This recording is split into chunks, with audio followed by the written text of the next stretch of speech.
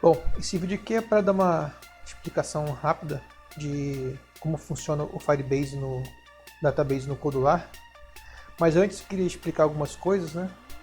Embora eu não seja profissional no em Firebase, nem venda nada do Firebase, não trabalho na Google, queria explicar algumas coisinhas. Primeiro, o que é Firebase, né?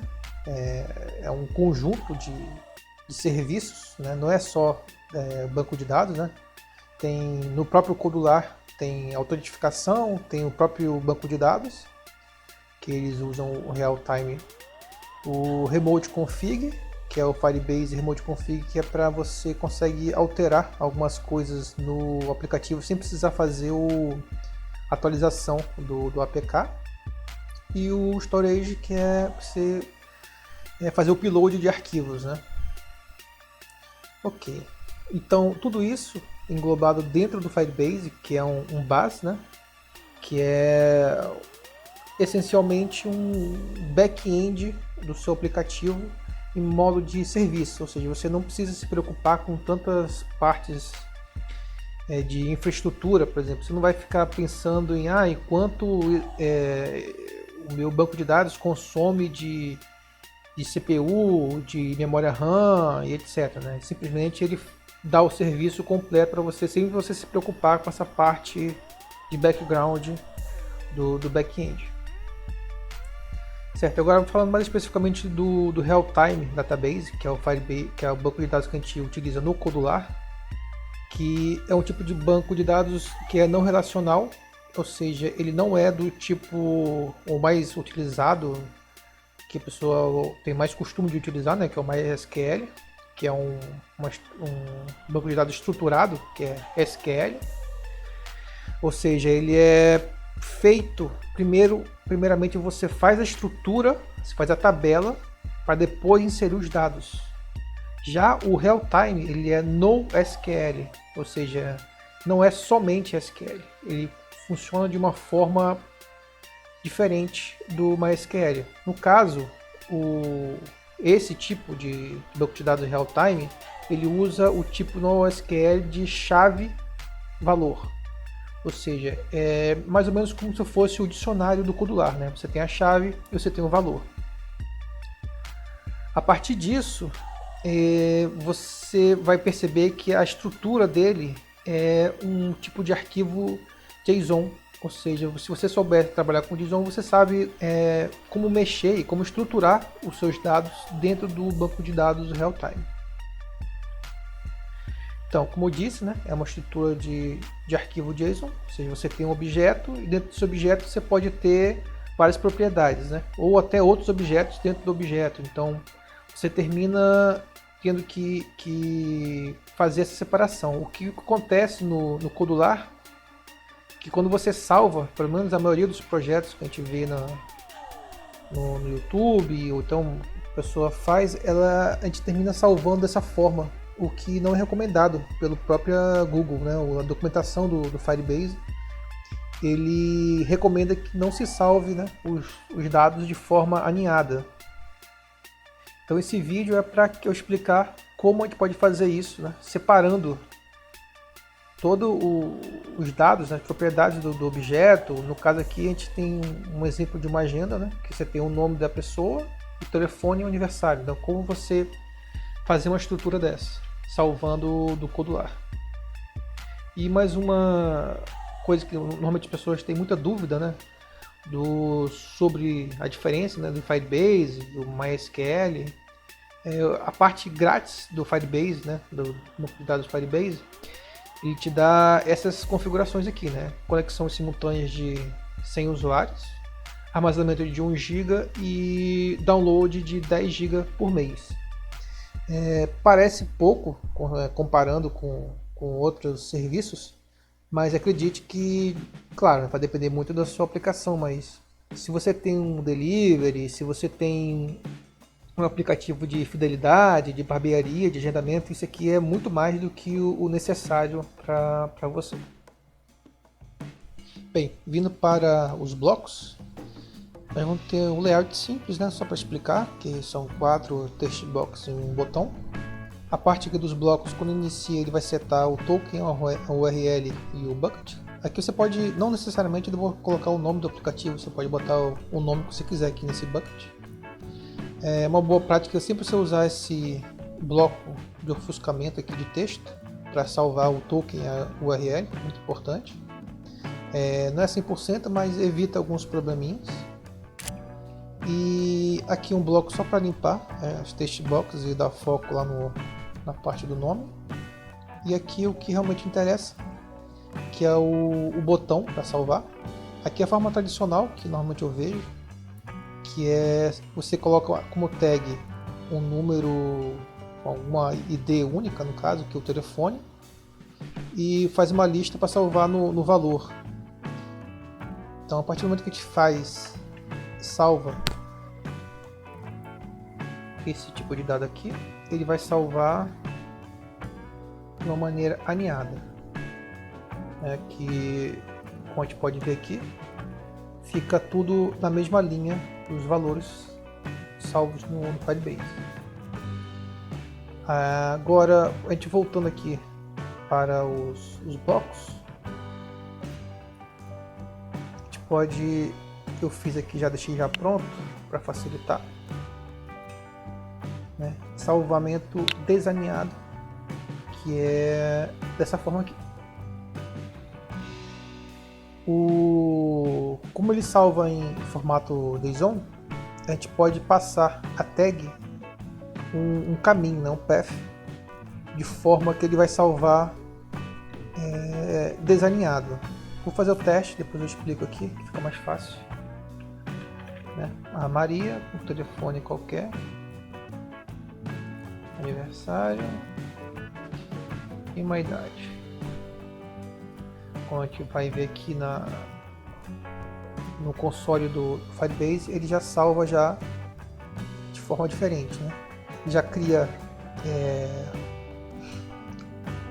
uma tag agenda, e dentro da tag agenda ele cria um novo usuário, que é o número do telefone, com o aniversário, a idade e o nome da pessoa, de forma bem diferente dessa de cima, que é tudo na mesma linha, mais fácil de visualizar e mais fácil depois de você recuperar esse dado. Agora voltando aqui para os blocos para explicar melhor como é feito. Como a gente viu, ele cria, você setando aqui o seu bucket, a partir dele você pode colocar dessa forma que é a tag para ir até onde você quer salvar o valor que você vai colocar. Então, por exemplo, aqui eu criei uma tag agenda.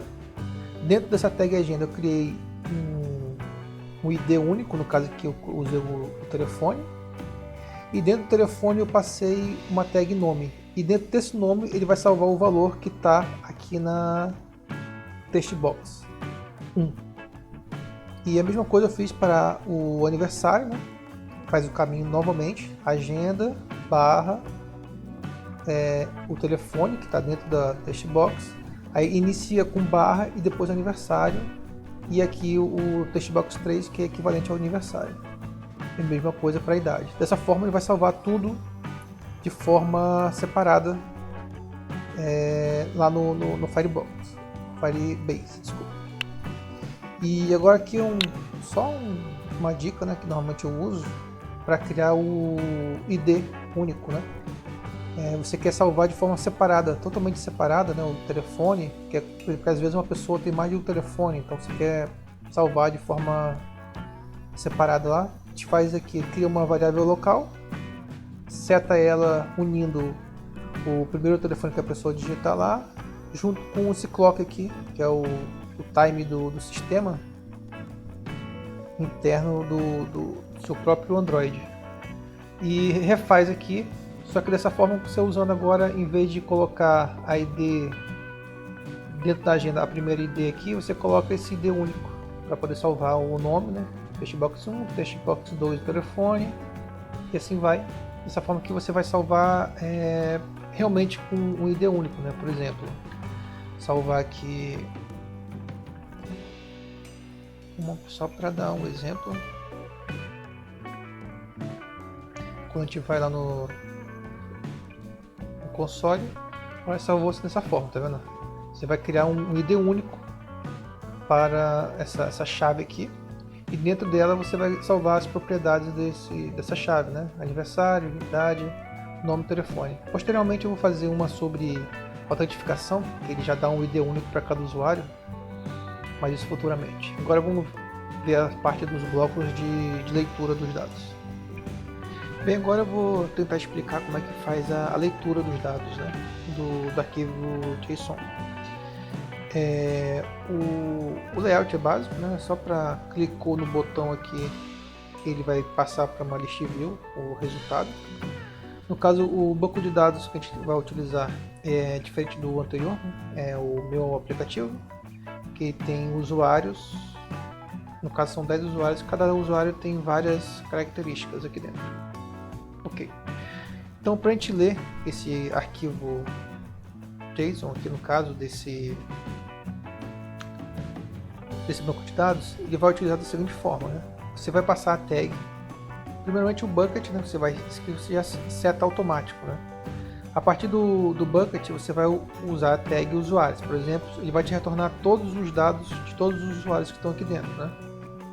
Então, por exemplo, se a gente fizer daquela forma que já está lá, ele vai retornar todos os usuários e todas as propriedades desses usuários. Então, para a gente pegar os dados específicos de um usuário, por exemplo, a altura, o bairro, seja o que for aqui dentro, a gente vai ter que passar essa tag específica para o valor que a gente quer. Por exemplo, a gente quer a idade, que é 39 anos do usuário 1. A gente vai vir aqui, vai botar a tag usuários, barra usuário 1, barra idade. Né? E dessa forma a gente vai conseguir resgatar somente a idade, somente o nome, somente o número e assim por diante. Voltando agora aqui para os blocos, fazendo essa distinção agora, a gente vai mudar aqui a tag. A gente quer pegar, por exemplo, somente os dados do usuário 5. Que vem aqui no botão, apertou, estão todos os dados do usuário 5. Se a gente quiser especificar mais, a gente pode simplesmente botar mais uma barra aqui e pegar somente, por exemplo, a cidade desse usuário 5.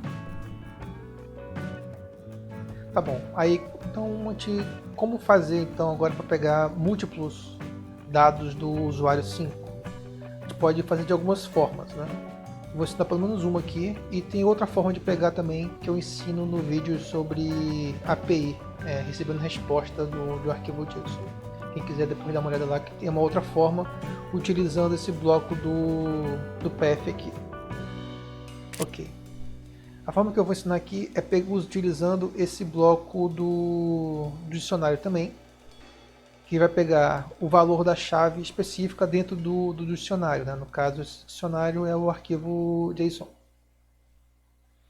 Então, da mesma forma que a gente fez aqui, para pegar a cidade, a gente manter só o usuário 5 e mudar aqui o bloco para pegar a chave. Vamos mudar aqui, vamos botar outra chave. E o dicionário vai ser o valor que vai retornar daqui. Então, a gente vai pegar aqui o valor e a gente queremos retornar somente a chave CPF.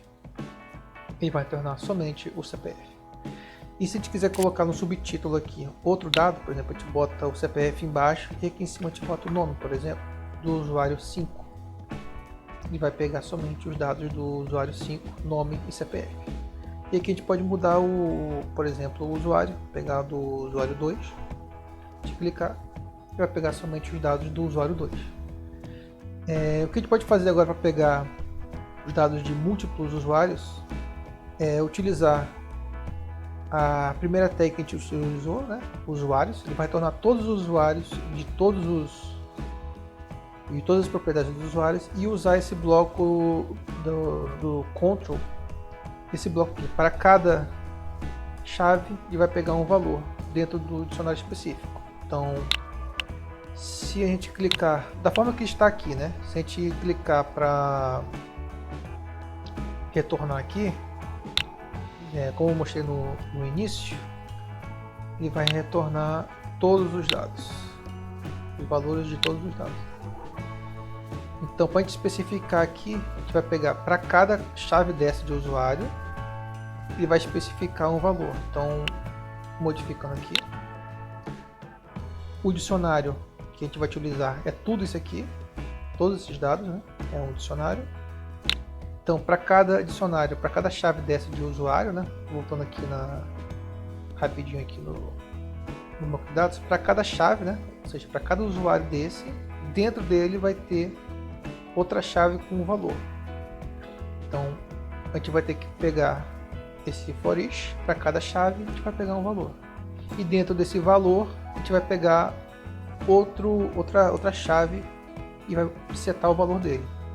Fazendo dessa forma aqui, a gente vai conseguir pegar os dados específicos de cada um e ir colocando de forma progressiva dentro da list view. Dessa forma a gente consegue listar os usuários e o seu CPF. Aqui a gente pode botar, por exemplo, cidade,